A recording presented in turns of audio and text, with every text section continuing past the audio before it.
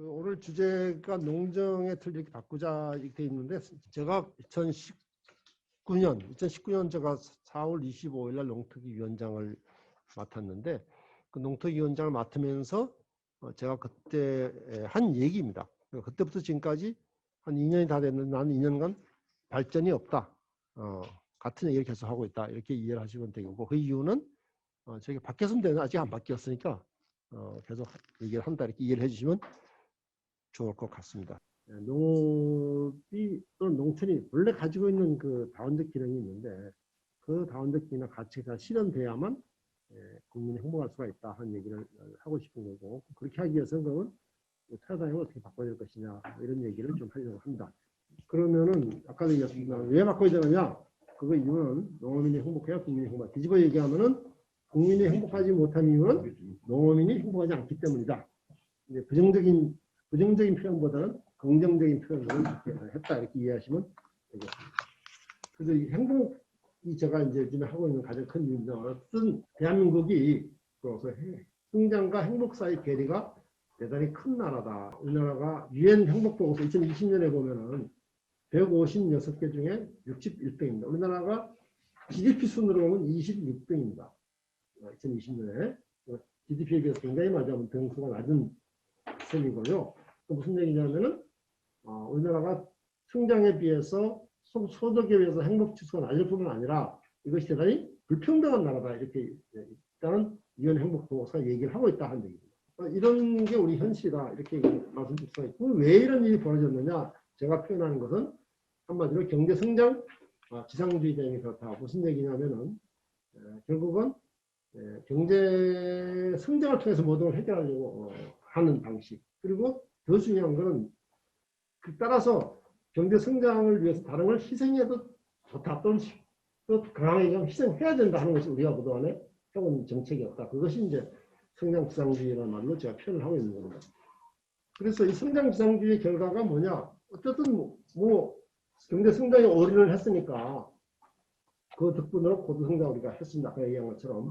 지금에 와서 현재 상황을 본다면 우리 경제가 재벌 경제이면서 성장도 참 어렵고, 그리고 대단히 불평등하고 양극화가 심한 나라였다. 그러다 보니까 사회가 공동체가 붕괴되고 사회적 갈등이 심화되는, 한마디로 얘기해가지고 과거에 우리가 헝그리 소사이티, 배고픈 그 사회였다. 지금은 그것이 앵그리 소사이티로 바뀌었다. 근데 성장지상주의라는 것을 우리가 농업과 농촌의 관점에서 본다고 한다면은, 아까 얘기했듯이 성장지상주의는 경제 성장을 위해서 누군가 희생을 해요. 그렇게 됐을 때에 이 농업과 농어촌이 바로 희생 대상이었다. 이렇게 얘기를 할 수가 있습니다.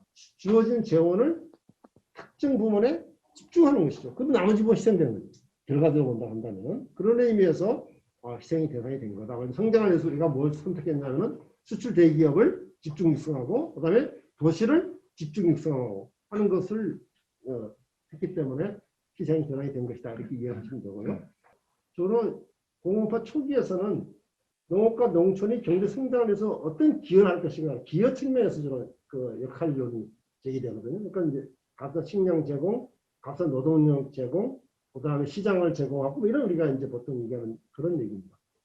그 다음에 이게 잘 나가다 보니까 세계화 시대가 이제 말하자면 이제 이 우리나라 재벌들이 다 커지고 글로벌 재벌로 성장을 하다 보니까 어떤 일이 생기느냐? 이 우리나라가 적극적으로 시장 개방하고 나가야 되는데 농업 분야가 걸림돌입니다.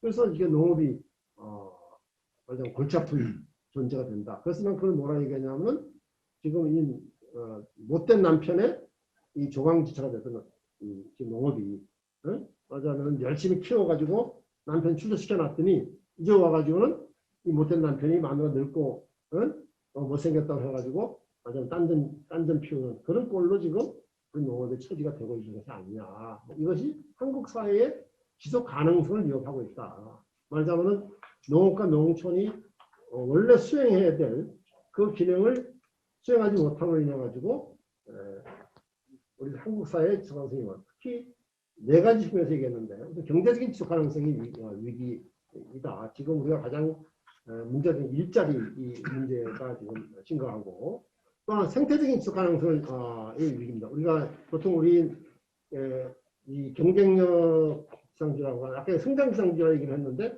그것이 농업 분야에 있어서는 일종의 경쟁력 성장을 나타내는 거죠.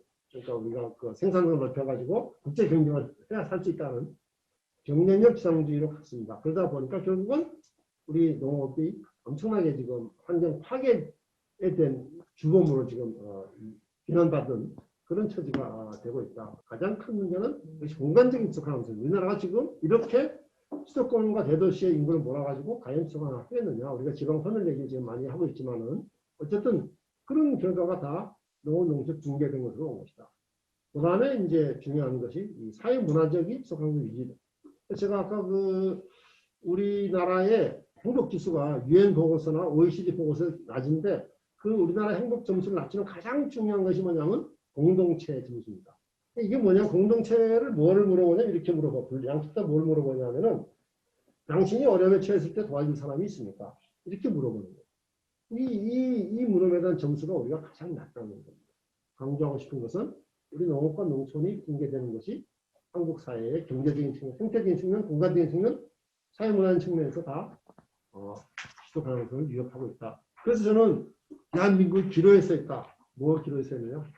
도시형 국가, 말하자면 농촌이 없어지고 도시만 남는 그런 국가로 갈 것이냐, 아니면 도농 공생사회로 갈 것이냐 하는 기로에 서 있다. 70년에 우리나라 도시 인구비중이 50%였습니다. 그런데 50년 뒤인 2019년에는 91%예요. 어쨌든 그래서 이렇게 그 도시에 다 모여 사는 이런 방식에 우리가 싱가포르 같은 그 도시국가 아닌데 인구 5천만이 넘는 나라에서 이것이 과연 가능하겠느냐 하는 의미에서 그것이 아니라 도농 공생 사회로 가야 된다. 그리고 뭐 다행스럽게 우리가 굳이 얘기하지 않는다고 최근에 보면 농촌 인구 감소 추세가 둔화되고 있는 것 아니냐 하는 것이 이제 있고, 나올 사람들은 다 나왔다 어떤 면에서 그런 생각이 들고, 그래서 다시 이게 돌아가면은 우리 국민들이 행복하기 위해서는 농업, 농어촌 자원적 균형이 살아가야 된다는 얘기를 두 번째 하려고 하는 겁니다. 이건 총회의 그 결의사항이고요. 그래서 어쨌든 행복을 위해서는 포용적이고 공평한 균형이 가장 필요하다. 저는 저것을 국민총 행복이야말로 표현을 하고 있습니다. 그래서 두 가지입니다. 하나는 뭐냐면은 행복을 위해서는 물질적인 조건도 중요하지만은 그 외에 교육이나 환경, 건강, 문화, 공동체, 여가, 심리적 웰빙 뭐 이런 것들이 중요하다는 얘기고요. 또 하나는 인간은 혼자서 행복할 수가 없다는 얘기입니다. 행복은 기본적으로 공유하는 것이다. 컬렉티브라 이렇게 썼습니다만 결국은 내가 행복하기 위해서는 내 이웃과 내 가족과 그리고 지역사회가 함께 행복할 때 행복할 수 있는 것이다. 이렇게 얘기를 할 수가 있습니다. 그래서 이 국민적 행복이라는 걸 지금 제가 보통 9개 정도의 이 요소가 있다고 생각을 하는 겁니다. 이런 것들이 사실은 바로 농업의 다원적 가치와 직접 연결되어 있다. 결국은 말하자면 농촌이 해야 될 일이 뭐냐, 일제를 적응해야 되고 또 중요한 먹거리, 환경, 그리고 우리 문화, 경관, 공동체, 교육, 건강, 여가 이 모든 것도 사실은 행복을 위한 필수 요건들인데 이 필수 요건에서 우리 농업이 담당해야 될 역할이 상당히 크다는 얘기입니다. 그러니까 앞으로는 국민총 행복이 증진되기 위해서는 저런 농업의 원래의 그 다원적 가치가 실현돼야만 행복할 수가 있는 것이다. 이렇게 얘기를 한 겁니다. 그럼 그렇게 하려면 어떻게 해야 되겠느냐? 그렇게 하려면 농경 패러다임을 바꿔야 된다. 이렇게 얘기를 하는 겁니다. 그래서 지금 현재 우리 농경은 지속 가능하지 않다. 뭐 환경을 보든지 농촌을 보든지 또는 뭐 농업 또는 먹거리 모든 측면에서 우리가 지속 가능하지 않다는 생각을 하고 있는 것이고, 그래서 이거를 패러다임을 어떻게 바꿔줄 거냐? 저는 생산주의, 지금까지 농경이 생산주의 농경이었다. 그거 말하자면은 농업 생산성을 높여가지고 농업을 발전시키고 그 농업을 발전시켜서 농촌을 발전시키고 하는 이런 이게 생산주의 농경의 기본이었는데 생산주의 농경 이제 그만하자. 그게 생산주의 농경하고 짝을 있는 것이 지역개발 농경. 지역개발. 한편에서는 농업 생산성을 높여가지고 농업 문제 해결하고 한편은 지역개발해서 농촌 문제 해결하고 이게 그동안의 패턴이었단 말이죠. 기본. 그건 이제 그만하고 농업과 농촌이 가지고 있는 본래의 다원적 기능을 키우는 쪽으로 가야만 우리 국민들이 농업이나 농촌의 가치에 대해서 인정을 하게 된다. 그다음에 그래서 이 농경 패러다임을 거기 뭐 이념을 아까 얘기했죠. 생산주의가 아니라 다기능성 공유적 가치로 가야 되고 목표는 경쟁적인 농업이 아니라 농촌 주민의 행복 그다음에 국민 그것이 초행복의 정진에 기여하고 따라서 농경 대상도 농어민뿐만 아니라 일반 먹을거리 그다음에 농어촌 국민 미래 세대가 해야 되고 추진 방식도 설계주의가 아니라 분권과 협조해야 된다. 이렇게 지금 한 겁니다. 그래서 핵심적으로 그러면 해야 될 게 뭐겠느냐? 가장 중요한 건 역시 농업의 공익적 가치를 키우기 위한 노력이다. 그 다음에 또 하나가 역시 이제 국가가 해야 될 가장 중요한 일이 국민의 먹을거리 기본권을 보장하는 문제이기 때문에 이 먹을거리 기본권 보장에 국가 푸드 플랜을 수립해야 되고 또 하나는 또 지역 로컬 푸드 플랜의 문제. 여기서 아마 가장 중요한 문제는 시작할 수 있는 것들은 아마 역시 그 공동급식부터 어떻게 우리가 제대로 할 거냐 하는 게 아마 문제가 될 텐데 어떤 그런 얘기를 하고 있습니다. 세 번째는 농어촌 정책 바꿔야 된다. 이제 지역개발 얘기 그만해라 이제. 그래서 사실은 지난번 그 주진우 라이브에 나가서 내가 사전적으로 김용옥 선생하고 한 얘기가 그런 돈을 이제 때려치우고 그 농어촌 주민 수당을 주자 이렇게 서로 얘기를 한 거예요. 그러니까 사실은 뭐 돈을 그 농촌에서 많이 쓴다고 하는데 그 돈이 다 어디로 가느냐? 다 도시로 돌아오는 돈. 이게 막 길을 닦든지 간에 공장을 세우든 뭐 거기다 뭐 다 도시로 돌아오는 돈들이지 농촌에 남는 돈이 아니다 이거예요. 또 하나는 역시 기본 생활 서비스. 그렇잖아요. 사람이 살아가는 데서 뭐 의료, 교육이나 뭐 이런 기본 생활 서비스가 어떻게 만들어져야 되는 거죠. 이런 몇 가지들을 중심으로 정말로 거기 살고 있는 사람들 중심으로 해서 뭐 정책을 해야 된다. 그 다음에 네 번째로는 역시 이 지속 가능하게 하기 위해서 뭘 해야 되느냐. 농협, 수사료 수협, 농협이 제 역할을 해야 된다. 농협 제 역할을 안 하고 방법이 없다 말하자면 솔직히 얘기해가지고. 그러니까 이제 품목별 조직화도 해야 되지만은 그런 의미에서 농협 기획이라는 게 대단히 중요하다. 그다음에 어쨌든 중요한 것이 어쨌든 농산물 가격 안정이 중요한 안정 그다음에 경영 안정 이걸 위한 그다음에 이제 농업 정책에 위해서는 새로운 농업 주체가 형성이 돼야 된다. 지금 뭐 우리가 아는 것처럼 외국인 노동자 없이는 지금 농사가 유지가 되기 어려운 상황이 가고 있기 때문에 그런 문제. 추가로 그래서 이제 기반 정비가 필요하다. 우선 첫 번째는 뭐냐면은 농민에 대한 얘기를 좀 이제 할 때가 됐다. 그러니까 정말로 농업인이라고 하는 건 아까 얘기했듯이 다원적 기능을 수행할 수 있는 사람으로 농업인을 얘기해야 된다. 적극적인 의미에서 액티브 파머라고 적극적인 의미에서 농촌의 다원적 기능을 키울 수 있는 농민인 정의하고 그 사람들이 지원해야 된다 하는 얘기를 내가 하는 겁니다.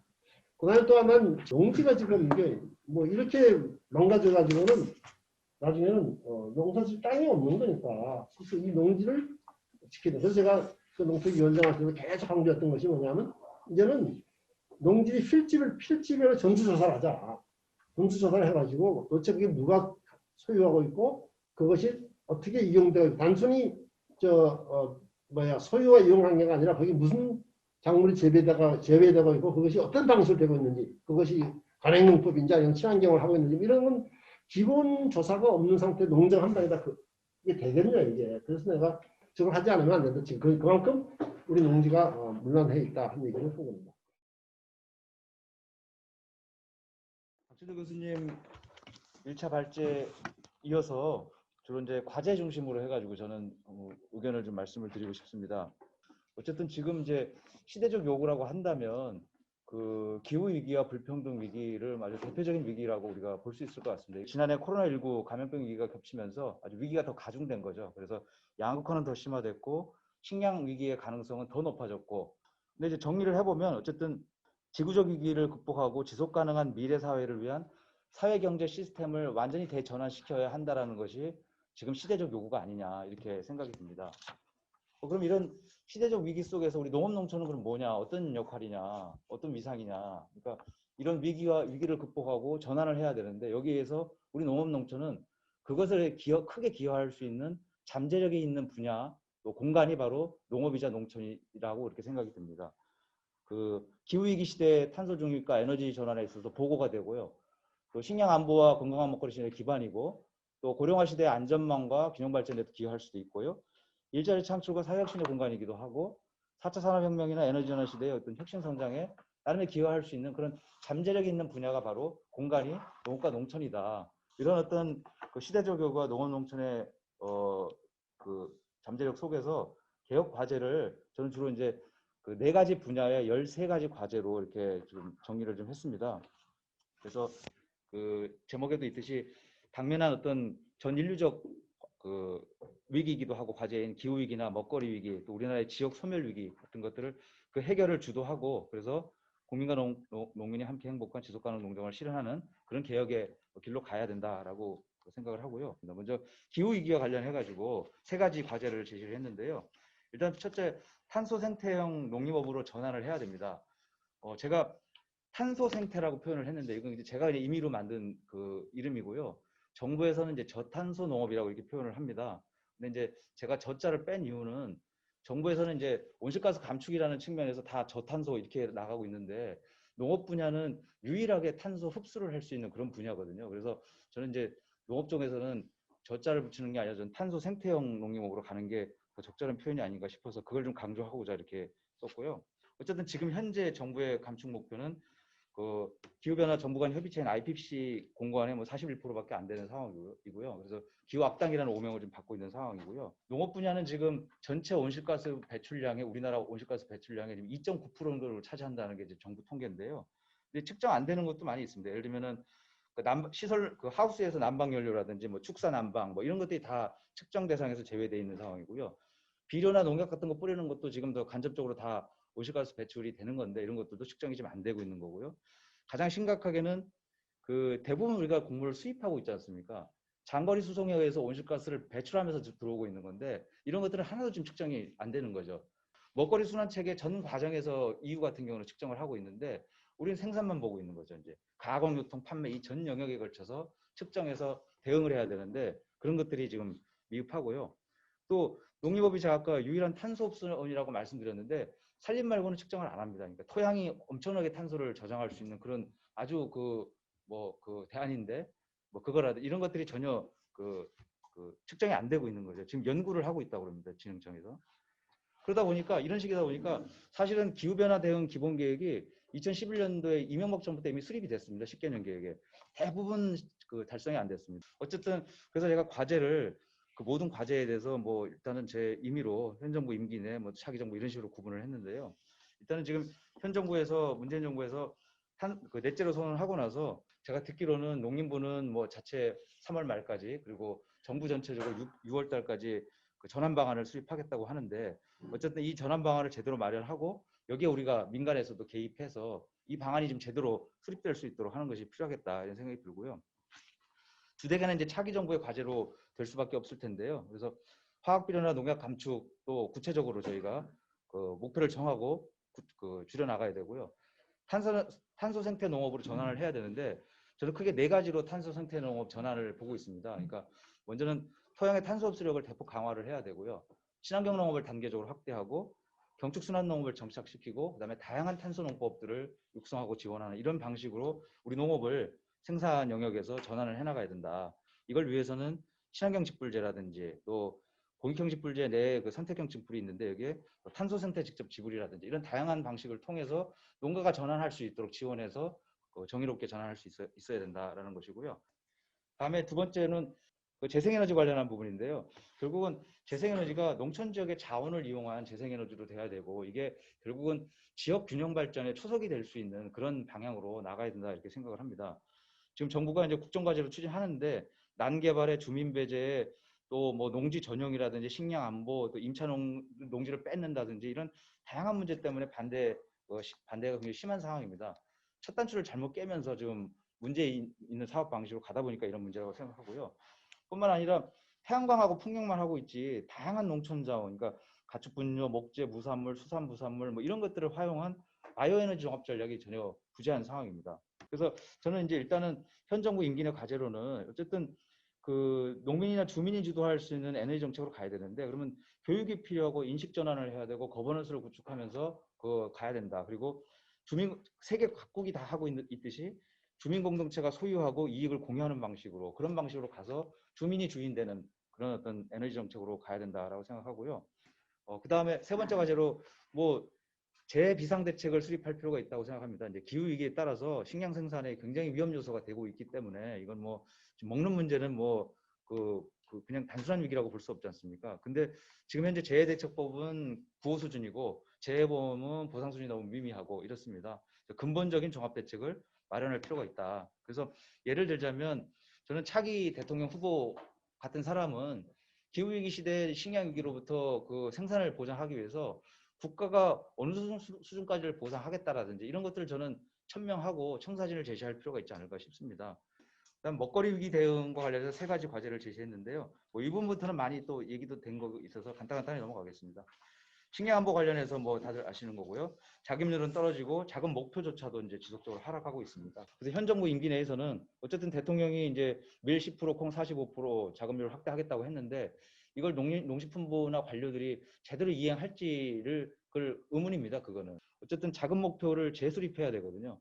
그래서 자금 목표에 주요 곡물뿐만 아니라 김치라든지 육류라든지 지역 식량 계획 뭐 이런 것들이 포함되어 있는 그런 자금 목표가 새롭게 수립될 수 있도록 연구를 해서 차기 정부에서 향후 얼마까지 높이겠다 이런 어떤 것들을 공약으로도 좀 제시하고 우리가 농업계에서도 그렇게 요구를 해야 된다라고 생각을 합니다. 두 번째, 국가 먹거리 전략과 지역 먹거리 순환 체계 수립, 또 보장성 확대, 뭐 이분 다 잘 아시는 부분이 되겠죠. 그 차기 정부 과제에 있어서 이거 하나만 말씀드리겠습니다. 공공급식을 전면 확대해야 한다고 생각하고요. 그래서 이 공공급식의 친환경 로컬푸드가 공급될 수 있는 체계를 완비해야 되는데 그 지점에서 저는 이제 농민단체에서 얘기하고 있는 공공수매 비축제를 도입할 필요가 있다고 생각합니다. 그다음에 세 번째 과제로 수급 및 가격 안정과 관련해서 뭐 이 부분도 뭐 많이 말씀이 있었고요.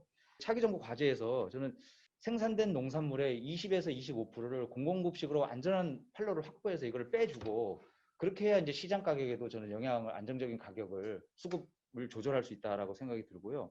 그리고 시장 그 수급 조절에 있어서는 디지털 기술을 잘 활용할 필요가 있다. 농지에서부터 생산, 가공, 유통, 판매 또 수입 농산물 또 저장돼 있는 중도매인들이나 도매법인이 저장하고 있는 시설까지 빅데이터 구축을 통해서 그걸 통해서 수급 및 가격 안정 정책을 뒷받침하는 이런 방식으로 하는 것도 좀 필요하지 않을까 싶습니다.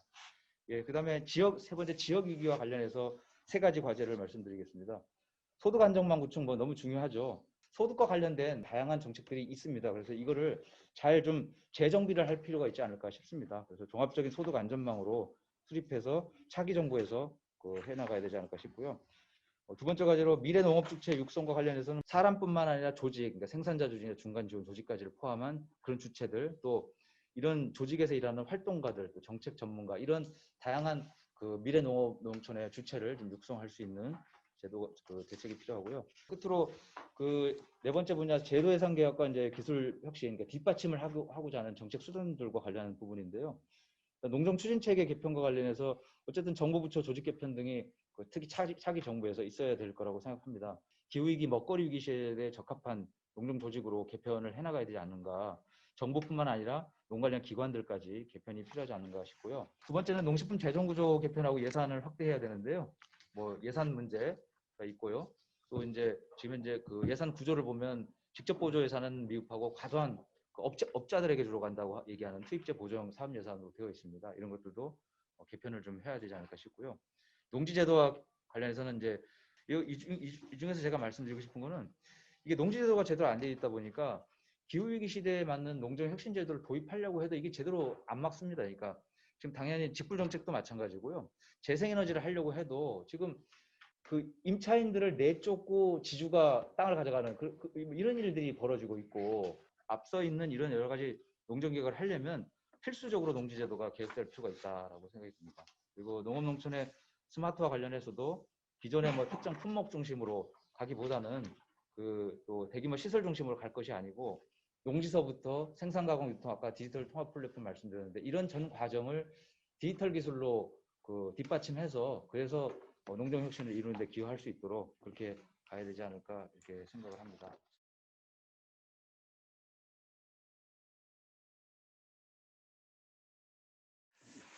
앞서 우리 박진도 상임고문님과 유호중 상임이사님 두 분이 왜 농정 패러다임의 전환이 필요한지 그리고 현재 농정 개혁에 대한 근본적인 과제들은 어떤 것들인지 잘 설명해 주셨다고 생각합니다.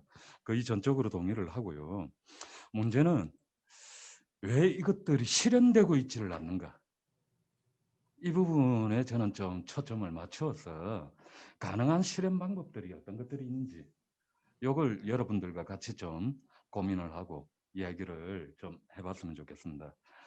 다 아시다시피 지난 대선 시기에 우리 수십 개의 생산 농민단체들과 먹거리 진영에서 국민행복농정연대를 만들어서 주요 유력 대선 후보들과 정책 협약도 하고 이러한 과제들 당시에도 다 담아냈습니다. 그런데 문재인 정부 4년간 과연 근본적으로 농정 계획을 이루었는지, 저는 오히려 농정이 실종된 것 아닌지, 역시 가장 필요한 것들은 우리 전 국민들이 원하고 전 국민적 관심과 인식들이 같이 공유되고 그런 힘을 바탕으로 어떤 정부가 들어서든지 간에 그 정부가 구체적으로 사업들을 진행할 수 있는 그 힘을 만들어내는 게 바로 우리 먹거리 운동 진영의 숙제이자 과제가 아닐까 싶습니다. 그럼 지난번 국민행복농정연대에 대한 평가도 진지하게 내려봐야 되고, 저희들 다 알고 있다시피 1년밖에 남지 않았지 않습니까? 바로 내년이면 또 차기 대선과 지방선거를 치르는 중요한 한 해인데 1년밖에 남지 않은 이 시기에 어떻게 국민적인 관심과 인식들을 모아내고 그 힘을 바탕으로 차기에 또 그 유력 대선 후보들과 힘 있는 정책 협약을 비롯해서 협력 거버넌스들을 만들어 나가는가, 이것들이 필요하다. 그런데 다 아시는 것처럼 국민들은 점점 농업 농촌에 대한 관심이 아주 낮아지고 있고, 그 재원에 있어서 복지적 시의 문제로 인식하는 문제들, 이런 여러 가지 걸림돌들이 있는 것들이 오늘날 현실이라고 저는 생각을 합니다. 그런 것들을 같이 풀어나갈 수 있는 방법들, 이런 것들을 그나마 국민적 관심이 높은 전 국민의 먹거리 기본권 내지는 먹거리 문제로부터 좀 접근하는 방식도 우리가 같이 한번 고민을 해봐야 되지 않을까 싶고요. 그러한 것들을 기존의 단체나 조합원 중심의 방식에서 좀 탈피를 해서 다양한 공간에서 좀 해보자. 그리고 먹거리 기본법처럼, 그리고 GMO 완전 표시제 같은 국민적 관심도가 그나마 가장 높은 이런 어제들을 우리가 치밀하게 추진할 수 있도록 조직하고 사업들을 해나가는 게 필요하지 않느냐. 그런 힘들을 바탕으로, 그런 힘들을 바탕으로 정당이 되었건 유력 후보들이 되었건 그들과 힘 있는 협력 체계를 끌어내고 만들어 나가는 것. 그리고 그들이 느슨한 행태의 정책 협약, 그리고 당선되고 난 뒤에 나몰라라가 아니라 국민들에게 약속하고 공언할 수 있는 다양한 방식들, 뭐 캠페인이 되었건 아니면 공약집에 분명하게 그런 내용들이 들어갈 수 있도록 만들어내는 것. 1년이라는 시간이 남아있고 주어져 있을 때 우리 먹거리 운동진영 전체가 그러한 부분들에 대해서 고민하고 합의하고 합의된 내용과 수준을 가지고 힘있게 사업들을 추진하도록 하는 것. 이것들이 오늘날 저희들한테 주어진 과제이자 숙제이지 않을까 싶습니다. 네, 박중서입니다. 저는 이 정부의 촛불 정부 많은 기대를 했지만 역시 이 정부에서 이런 농정 개혁 전환은 끝이다. 이렇게 단언적으로 저는 생각을 합니다. 지난 2017년 5월 취임 이후부터 이 농업이 패싱되는 이런 부분들, 그 속에서 수십 일 동안의 단식 농성을 하면서 얻어냈던 부분들이 현재의 그런 이 농정 그 추진 체계 관료 중심의 이거는 안 된다. 그렇기 때문에 이 농특위라도 만들어서 해야 되겠다. 이런 그런 열망들을 모아서 했음에도 불구하고 작년이나 최근에 이 농특위가 패싱되고 있는 이런 부분을 보면서 과연 이 정부의 이런 인식들을 어떻게 바꿔내야 될까 고민이 많다고 생각합니다. 진짜 이런 관료주의 농정, 컨설팅 농정을 끝내지 않고는 이건 안 되겠다 이런 생각이 듭니다. 저는 지금의 이 농민들의 지금 이 농촌의 상황이 어떤가 이거에 대한 인식에 대해서 전 출발을 해야 된다고 생각을 합니다. 작년에 그 농민들이 직접적으로 이 기후위기에 대한 부분들 엄청난 그런 피해를 봤죠. 뭐 냉해부터 장마, 태풍, 생산량 줄어서 그런 이제 어려움들. 그러면서 이제 이 코로나로 인해서 이 경제적 불평등이 계속 심화되고 있는 속에서 이 어떠한 농정이라도 이 농민들의 일의 삶을 개선하는 이거를 핵심에 두지 않으면 안 되겠다 이런 생각을 다시 한번 하게 됩니다. 그러면 그런 삶을 어떻게 개선할 거냐? 그 농민들한테 많은 그런 뭔가 이렇게 지지를 해줘야 되는데 국민들이 지지하지 않으면 이게 어렵지 않겠느냐. 그래서 우리 농민들도 그런 국민들이 원하는 그런 농정 실천들, 노력들 저는 이렇게 가야 된다고 생각합니다. 더해서 최근에 이 기후위기에 대한 부분들에 대해서 이게 부응하는 그런 농업, 농정 이렇게 나아가야 되겠다. 저는 이것이 농정개혁의 핵심이어야 된다. 저는 그렇게 생각합니다. 그리고 아까도 뭐 모두에도 말씀을 드렸지만 사실 이 현장에 기반하지 않은 이 농정개혁은 저는 이거는 실현될 수 없다 생각을 합니다. 농정개혁 몇 가지 쭉 해봤는데요. 뭐 제가 친환경농업인 연합회에 있기 때문에 맨 먼저 기후위기 얘기를 하고 싶은데 제가 앞서도 이 농민들의 삶에 대한 문제를 했기 때문에 이 농민의 경영 안정을 위한 그런 정책들을 지금 상황에서 최일선에 둬야겠다라는 생각이 듭니다. 농민의 경영 안정을 위해서 가장 중요한 농산물 가격 지지 정책부터 나가야 되겠죠. 그러기 위해서는 제가 이제 학교급식을 중심으로 한 그런 계약재배 이런 방식들을 계속 얘기해 왔는데 이 부분들을 지속적으로 공공적 영역으로 확대하는 공공급식으로 확대하는 이런 부분들에 대한 과감한 그런 정책적 전환이 좀 필요하다.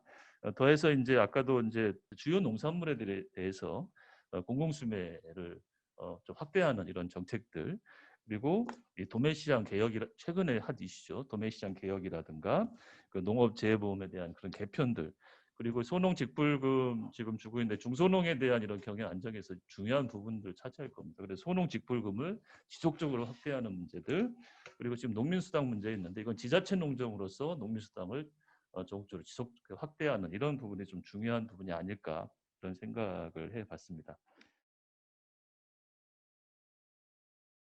먼저 들어가는 말씀에서 사실 그 코로나19에 따른 기후위기 이 말씀을 좀 드리고 싶습니다.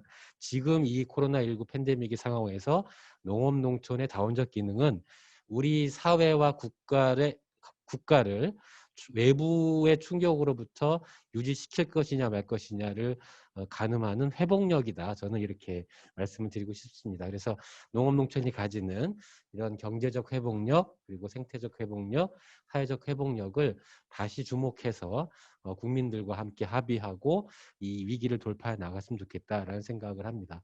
또 한편으로는 이러한 회복력이 강조되는 상황은 바로 우리 사회가 전환사회로 나아가지 않으면 안 된다라는 절박함에 근거하고 있고 전환사회의 핵심은 20년을 내다보며 지금 당장 실행하지 않으면 안 된다 이런 절박함을 또 강조를 하고 있다라는 말씀을 먼저 드립니다. 먼저 기후위기 영역입니다. 농업이 분명히 탄소의 유일한 흡수원인 것은 사실입니다. 탄소농업 직불을 중심으로 우리 국민적인 합의를 바탕으로 농민의 실천 기반을 이 동력화하지 않으면 안 되겠다라는 말씀을 드립니다. 또 하나는 농민들의 입장에서는 기후 적응과 기후 대응을 구분해서 살펴볼 필요가 있을 것 같습니다. 두 번째, 에너지입니다.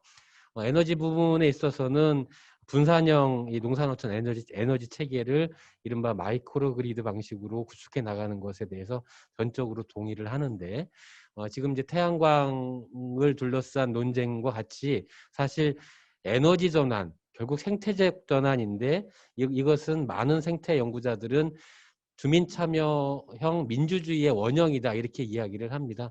주민자치에 기반한 이런 농산어촌 에너지 체계 구축에 대한 시사점을 우리가 얻을 수 있겠다 생각을 합니다. 세 번째는 먹거리 영역입니다. 저는 국가 차원의 통합적인 먹거리 종합전략 추진에 대한 공감대는 형성되어져 있지만 정부 부처의 여러 가지 한계대로 인해서 부처 간 협업이라든가 지역 간 협력이 이루어지고 있지 않은 또 현실적인 어려움이 있는 상황에서 이를 돌파할 수 있는 유일한 힘은 먹거리 기본법을 제정하고 그 안에 이른바 먹거리 시민의 참여의 공간을 분명하게 만들지 않으면 이런 종합 전략으로 나아갈 수는 없다. 네 번째로 지역 위기에 대한 의견을 좀 드리겠습니다.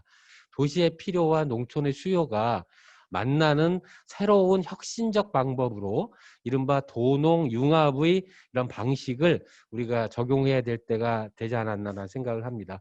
그러한 도농융합의 혁신의 방식은 사회적 경제 방식을 기본으로 한 지역순환 경제를 틀이지만 이 안에 다양한 혁신 실험이 이루어질 수 있는 물리적인 공간, 프로그램, 또 이른바 농촌 후계자, 지역 후계자를 육성하는 이러한 그 전략으로 도시의 다양한 자원이 농촌을 통해서 농촌에 좀 들어올 수 있는 틀을 만들어야 되겠다 생각합니다.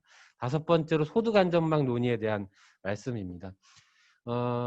농민공익수당으로 대표되는 광역자치단체의 정책의 시도가 상당히 의미가 있는데 저는 국가 차원의 소득 안정망 논의에 있어서 이른바 그 농민 기본소득에서 지자체의 그러한 노력을 국가에서 일률적으로 조정해 나가려고 하는 시도가 과연 바람직한 것인가에 대해서 좀 우리가 좀 냉철한 논의가 필요할 거라고 생각을 합니다. 여섯 번째로 농정추진체계에 관련해서는 이제 전국과 광역과 기초에 있어서의 거버넌스, 중간 지원 조직 논의에 대해서 좀 세밀하게 살펴볼 필요가 있겠습니다. 중간 지원 조직의 장점을 우리가 잘 살펴가면서 현장의 많은 활동가의 이런 그 최후의 보루로서 중간 지원 조직을 어떻게 혁신할지가 중요한 또 과제일 것 같고요. 마지막으로 재정입니다. 재정에 대해서 동의를 합니다만 사실 이제 농산촌은 소멸하지 않는다라는 책의 오다기리 선생의 핵심은 보조금을 교부금으로 금을 보조인으로 중앙정부의 정책을 새로운 공공의 역할로 이렇게 핵심적인 키워드를 줬는데 앞서서 이호중 박사가 제안했던 새로운 공공의 역할 속에서 재정개혁에 힌트가 있다고 봅니다. 저는 소비자 시민 모임의 윤명입니다.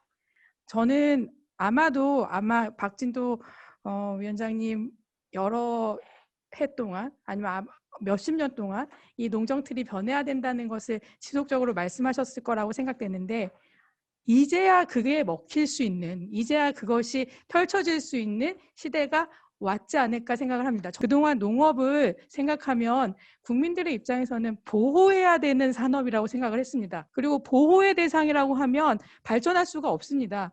그렇기 때문에 이 농업의 가치 아니면 농업의 필요성 이런 것들이 조금 더 국민들에게 소개되고 알려져야지 좀 되지 않을까 생각을 합니다. 저는 저희 소비자 운동을 하는 여러 활동가들하고 얘기할 때 앞으로 어쩌면 농업이 가장 우리가 해야 하는 산업이지 않을지 모르겠다.